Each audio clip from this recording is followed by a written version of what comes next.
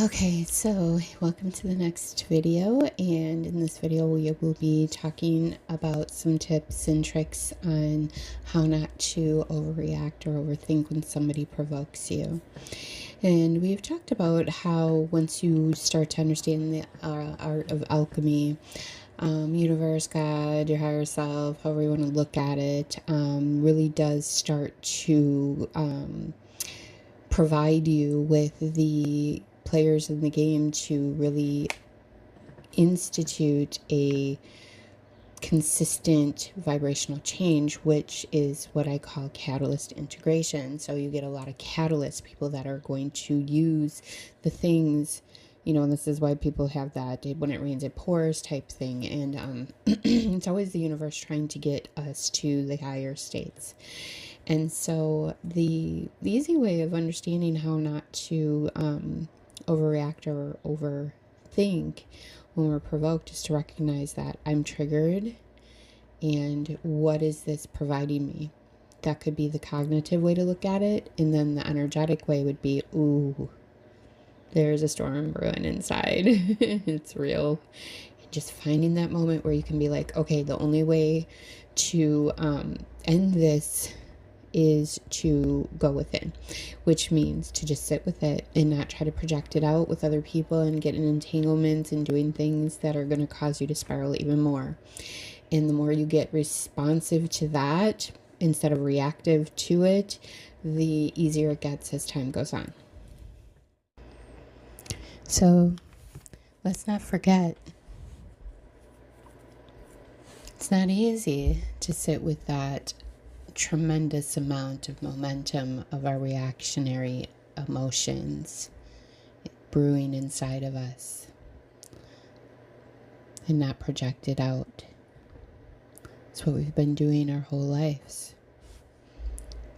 And so, again, the best way that I've learned how is to really, if you can create enough pause to be like, oh, gotta tap out, and go immediately to do something that brings you to your meditative state.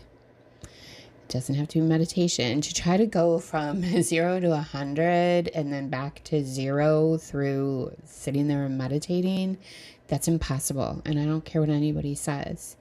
Yes, we meditate every day so that we can clear our energy and clear our mind of all the psychic energy, and that's great. But when you're triggered and trying to go from that triggered state to straight meditation, I don't know. There's probably people who could do it, and I'm probably getting better at that, but not a feasible thing that I would want to teach people to do.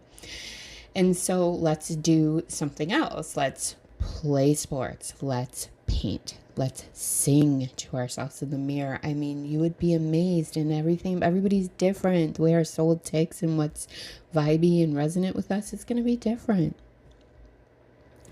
But at the end of the day, we got to find out what that is, because once you click on that, that is definitely a way out of hell. And, some of us have been creative our whole lives and we didn't give it a lot of merit. And then there's some of us who aren't creative at all and we don't even know where to begin. But at any cost, you have to try to find that thing. I would even just go so far as to say, and this goes against some indoctrination as well, where, you start something, you need to finish it. Well, no. You start something over and over again until you find the thing that works for you. If you have to try 500 things, do that. I learned a lot when I was studying being an entrepreneur. Most entrepreneurs try millions of things before they click on the one thing.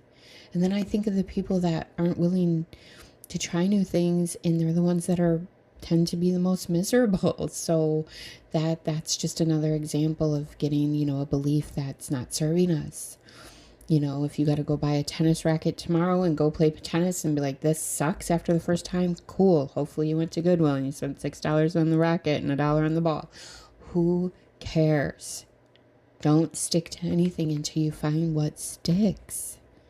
It's time for us to get rid of all of these things, and then we beat ourselves up. Oh, I don't follow through with things. I'm not stable, this, that. Toss that in the trash. This is the new age of Aquarius, free of the box. Capricorn was rigid. That's the box. That's Saturn. This is different.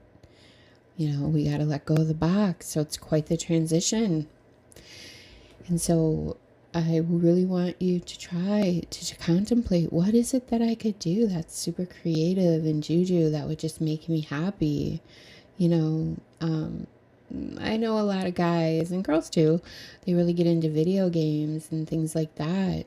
I mean, I'm not gonna lie, you know, a lot of people are like, oh, that's just a bad way to deal with your life. You're just getting, you know, or even your phone. And so what I would implore you to do is make sure it's getting you into a meditative state. You know, there's a lot of video games out there that you can get reactive in, and there's a lot of social media you can get reactive in. So I don't really recommend the electronics thing. I think more of the natural creativity can help you get into these vibey meditative states. But if it does work for you, I don't know all the video games out there, but go for it. I mean, but you know, a lot of people are, you know, adrenaline junkies too, so you got to be careful of that. You don't want to just be thriving off of adrenaline and not doing your internal work. This isn't about the action. It's about doing something that makes your heart sing so you can get in the meditative state. There's a difference. So let's get on that and find our way out of this personal hell so that collectively we can rise. So the analogy I'll use is kind of think of it as a piggy bank, you know, like you store it with good stuff, and then the momentum of good, you know, dharma will start to display in your life. And if you fill it with bad stuff, karma, then bad things will be reflected in your life. And so the goal here is to recognize that you can't just get every single penny out of the karma piggy bank. You have to like slowly shake it out every time. And so that's going to take, you know, that pause, and we've described that. And then every time that you overcome the reactionary patterning, you get one of those pennies out of the karma. And every time you do something, which you don't even jump that to that good thing until you get the empty karma piggy bank. So basically, don't, you know, you see somebody in traffic and it's triggering inside of you, and you're like, I hope, no, how did this outfits become quite the thing? Bless their heart, I hope they get where they're going safe. No, no, no. When you are a shit show inside and you're just doing that, it's condescending, and it's actually giving you more. All we're really trying to go the easy, fast route. As if time had anything to do with it, but you know, we're really just trying to alchemize and neutralize that piggy bank of momentum of reactive responses. And so doing anything, if there's a reaction inside of you, is null and void. Okay, when you get to the other side of this, where it's not triggering you, and you see people doing stuff in the reality and they're still in their loops, that, you know, is when you respond from a very beautiful light. And that's hard to describe. So initially, it's just to empty your piggy bank of momentum of these reactionary patterns. Somebody does something that you deem is wrong. It triggers a reaction that you want to angrily tell them they're stupid. But instead, you just sit with it and really feel that pattern of energy, that emotion, until it passes. And then you got one of the pennies out. Only 100 more to go, or however long you've been feeding that pattern. So the answer to the question is, again, do nothing, but then also to sit and alchemize, neutralize the energy. And then all of a sudden your mind gets at peace, and you're like, wow, I did it. And then the next time the trigger's like less and less and less and less until it's gone. Okay, so let's move on to our tarot reading of this video, and the tarot card that I would choose to represent the energy of this video would be the Moon card. The Moon card is the feminine principle, which is our emotional body, our unconscious. It is the unseen realm. If you think about it, the feminine, the woman, the mother, births things from the unknown, from the unseen, even just, you know, a person. It just comes from nothing, so it's coming from that unseen place and it's manifesting. And so we want to know with a baby, we know that it's the feminine and masculine coming together to create something from the unknown. And with the moon card, we want to be, because we've got a lot of that masculine stuff going on. We've been very dedicated to even manifestation principles that are taught now are very masculine, very mind driven. And so the moon card, in understanding that unseen, that unconscious, that shadow part of ourselves, and that's what we're doing. We've let that have none of our conscious awareness. And so now it kind of is on its own little speed dial. And so that's what the moon card represents, that unconscious. Yes, it's dark. The moon comes out of the dark, but the moon illuminates the darkness. And so that's what we're doing. We're illuminating that part of ourselves that we weren't even very conscious of. And so I love the moon card as a representation of that. It is a water energy. It's ruled by Pisces. Again, with the shadow, the underworld is Pisces energy. So a lot of these first videos are kind of resonant with that because we are trying to uncover that. And that's the lost part, the divine feminine, the emotional intelligence, the shadow, the unconscious. And that is needed for our creation. We can't just be all mind. Okay, so the astrology of this reading will go along with the moon card, and that is Pisces, as I mentioned. However, the ruler of Pisces is Neptune, and Neptune is super important. Neptune is the projector of our energy. It's how we view the screen, the matrix. It's the creator of it. And so I love when I have Neptune retrograde. I'll just put this in as a snippet because I always look at Neptune retrogrades as very beneficial, especially wherever it's landing in my chart, because it's like, please help me see past my own crap. Because, a lot of times I can't. I'll look at something, and if I'm living in an illusion about it or a delusion, I tend to do that. We pick that up in childhood, by the way. And so a lot of these patterns that we have are stemming from childhood wounds, as I said, and indoctrination of not only the matrix but ourselves. And so Neptune's a big part of that. Neptune, if like when you were a kid, your dad rejected you, and then you made up a story in your head about, well, he rejected me because he doesn't know how to talk to me or approach me, I'm unapproachable, and then you blame yourself. And then in adulthood, you still carry that, that illusion, that Neptunian theme in your life where, if a man rejects you, it's because, you did something wrong or whatever that is. And so Neptune is that energy. It can help you, make and create and solidify illusions, or it can help you undo them.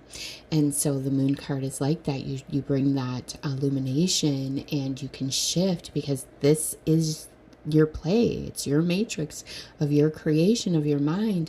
And so if you kind of rein in that emotional intelligence, that feminine principle, your emotional state of being, and then you use it to project what you want, to me, that's Neptune. Neptune is, like the ruler of the sea, and the sea is the unconscious, the shadow. So, not to get too, but I found when I finally started zeroing in on Neptune in my chart and Neptune as a energy, I realized ooh, this is key here. So yeah, I like that. And so we want to be able to project what we want, not what we're defaulting to in our reactions. Okay, so let's get the scripture for today. And we're going to go with great peace. This is a psalm, by the way. Great peace have those who love your law. Nothing can make them stumble. Okay, great peace. So peace, joy, love. God is love. This is just another word to describe that internal state that nothing can penetrate. No outer circumstance dictates taking us from that. And so when we are able to get into that love and that law, God's law of love, we will be in great peace and nothing can make us stumble. And so I'm not a religious person. I have went to school for metaphysics, which is a way to look at the universe different. And then it is Jesus. Everybody that gets into physics or metaphysics, including Einstein, we talked about that, will love Jesus because he's a physics teacher. And he's trying to teach physics to, you know, farmers or tax collectors, and he's to everybody, prostitutes and whatever he's trying to teach. And so he found a good way, and that's why I love him. He's my BFF. So but so what this is stating is, that's, we have to achieve that, and then we'll understand the law of God, which is that state of being, of love. So in the Bible, if you started to read where it talks about God in certain scriptures, and then it talks about the Lord in other scriptures, if we just change the word Lord in that, they're not talking about God, they're talking about the law. The law is these states of being. And so you have to love the Lord, love the law, because once you understand that's dictated by our emotions. God is love. Well, that's an emotional state of being. It's not a romantic thing. So that's the problem, is we've been so asleep to that. And so the moon card, we've been asleep to that. Neptune, we've been asleep to that. And so everything the Bible's been teaching us about this, we've been asleep to that. So I love this scripture. So get on it, y'all. Let's stay in this peace that is the law, and we will never stumble.